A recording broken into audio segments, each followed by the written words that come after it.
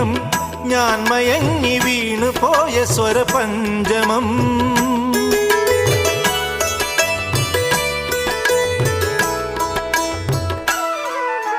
മെല്ലെ ഇതൾ വിരിയും മനസ്സിൻ ചിമിഴിൽ ഒരു പൂവൽ ശലഭം തേൻ തിരഞ്ഞു ചുണ്ടൊഴിഞ്ഞ സുഖസാന്ത്വനം. ചില്ലുവാതിലിൽ ഒരു കാറ്റിൻ കൈതൊട്ടുവോ, ആരോ കളിയായി കാതിൽ പെയ്തോ അറിയാ മധുരം.